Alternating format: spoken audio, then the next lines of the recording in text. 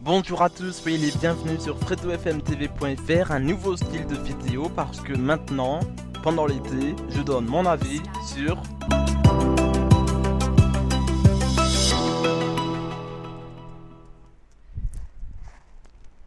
La semaine dernière, j'avais oublié de faire quelque chose, c'est que j'ai donné des infos dans le précédent numéro, mais j'ai oublié de donner mon avis sur Demain nous appartient et En famille. Donc très rapidement, En famille, on est plus de 3 millions chaque soir à regarder sur M6 d'après Médiamétrie. Et donc c'est un divertissement, c'est un petit peu aussi, ça ressemble un petit peu à la réalité. Il y a des petites scènes de ménage, cette fois-ci en famille, mais pas en couple, petit jeu de mots. Et puis voilà, donc c'est plutôt pas mal, c'est très marrant, donc on passe un bon moment devant M6 tous les soirs, bien évidemment. Et pour Demain nous appartient, j'avais oublié de le dire, c'est qu'il y a la petite fille de Johnny Hallyday qui débarque, hein, toujours sur MyTF1 pour voir l'exclu. Mais sinon, Demain nous appartient, je regarde depuis la toute première fois, et ouais, depuis le premier épisode, donc pratiquement 2 ans devant Demain nous appartient. Sur TF1 et sur la RTBF puisque ça passe aussi en Belgique. Et vous les Belges, vous avez de la chance parce que vous avez 24 heures d'avance, 26 heures même, puisque ça passe à 17 heures et quelques du lundi au vendredi, alors que nous c'est à 19h20 le lendemain, enfin le jour même, vu que c'est enregistré pour le jour même, mais en Belgique il y a une journée d'avance. Donc vous avez de la chance, au moins vous avez tous les petits détails croustillants et tout. Voilà, n'hésitez pas, dites-moi aussi votre avis avec le hashtag FredoFMTV et le arrobase FredoFMTV sur Twitter, Facebook, Instagram et Snapchat.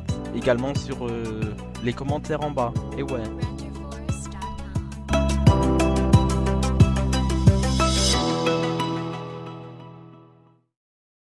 Et cette semaine, mon premier coup de cœur, c'est mon avis sur...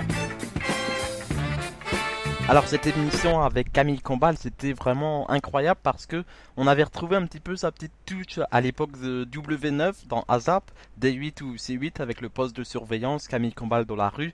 Il a essayé de le mettre dans Qui veut gagner des millions, ça n'a peut-être pas trop pris non plus, on va pas se mentir, mais en tout cas moi Camille Combal c'est quelqu'un qui permet de nous changer les idées puisqu'il est dans le divertissement comme beaucoup d'animateurs. Mais Camille Combal, c'est la petite touche humour de la télévision française et belge. On va pas se mentir. Surtout française, puisque je ne sais pas si c'est diffusé, si c'était en Belgique aussi, plan C. Mais c'était plutôt intéressant à voir.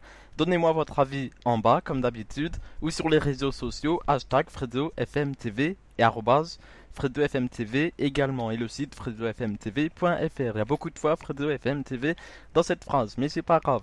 Plan C, c'était sur TF1 et on croise les doigts pour que ça revienne très vite avec Camille Combal. On y croit.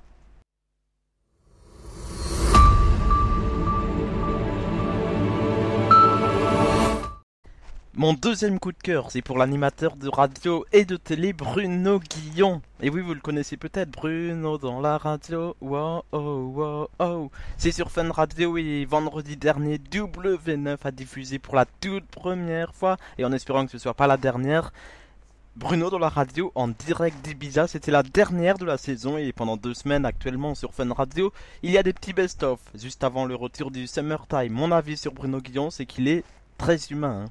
J'ai eu la chance d'y aller pour ses 2 précédents anniversaires, donc cette année en 2019 et également l'année dernière en 2018. Petite photo, voilà, c'est magnifique avec toute l'équipe. Bon, la photo elle n'était pas très nette, mais c'est pas grave. Du moment qu'il y a la photo et le souvenir, c'est le principal. Et c'était à Neuilly-sur-Seine, hein, dans les nouveaux studios de Fun Radio et du groupe M6 en particulier. Voilà, donc ça c'est pour la vie Bruno Guillon à la radio. Il est aussi sur RTL, bien sûr, avec le grand quiz de l'été. Et personnellement, avec Caroline Diamant, c'était incroyable. En plus, à Noël cette année, ils ont même, enfin l'année dernière, ils avaient même fait le grand quiz de Noël. Et ça aussi, c'était plutôt intéressant. Dites-moi ce que vous pensez de Bruno Guillon à la radio avec le hashtag FredoFMTV et arrobas FredoFMTV sur les réseaux ou alors, comme toujours, en bas de cette vidéo. Et du côté de la télé, il fait bien sûr VTEP sur TF1 avec Arthur en tant qu'invité, et Les Amours en tant qu'animateur sur France 2, et Les Enfants de la musique en tant qu'animateur avec André Manoukian sur France 3. On commence par VTEP.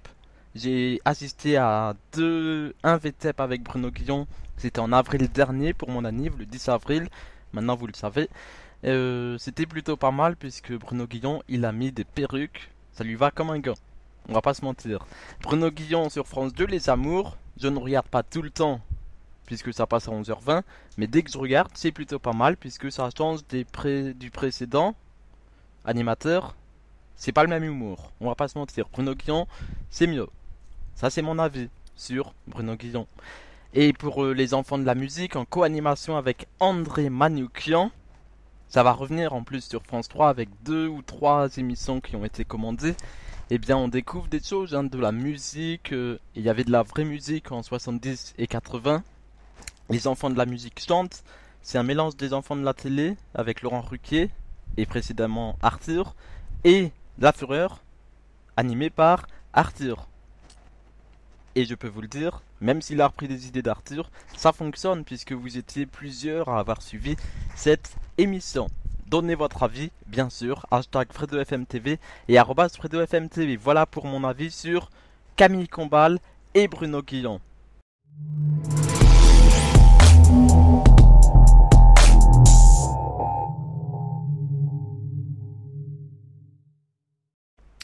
Et voilà, c'est déjà fini pour cette semaine, mais rassurez-vous, on se retrouve pendant tout l'été, chaque jour, enfin chaque semaine, mois, année, je ne sais pas.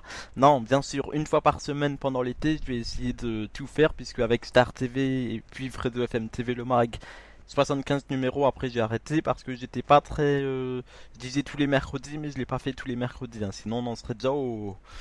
beaucoup de numéros, quoi, depuis 2012. Il y avait la blague du samedi aussi, précédemment. Peut-être que vous avez déjà vu, ou peut-être pas. N'hésitez pas, c'est dans mes précédentes vidéos sur mes deux précédentes chaînes YouTube. Voilà, donc vous pouvez retrouver ça sur fredofmtv.fr et bien sûr sur YouTube. Il suffit d'aller chercher un petit peu dans les anciennes chaînes. Voilà, on se retrouve la semaine prochaine pour un nouvel avis sur un animateur de télé, un animateur de radio, un programme, une célébrité, peu importe. D'ailleurs, si vous avez des idées ou si vous souhaitez même vous donner votre avis sur quelqu'un ou quelque chose qui passe à la télé, à la radio ou sur le web, n'oubliez pas qu'ici vous avez aussi votre place et que c'est ouvert à tous. Et ouais, et on ne juge pas sur le physique non plus, ni sur la voix, ni sur le rire. Oh, dis donc, je sens un petit accent belge. Et ça, c'était sur Fun Radio, l'accent belge. Voilà. En tout cas, dédicace à Marion Yanso, qu'on retrouve peut-être à la rentrée ou peut-être pas. Et surtout n'oubliez pas qu'avec FredoFMTV.fr, c'est que du média, mais pas que. Bonne semaine à tous. Voilà, c'est fini.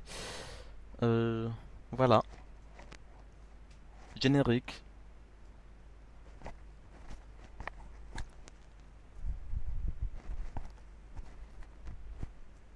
Imitation de José Garcia très ratée.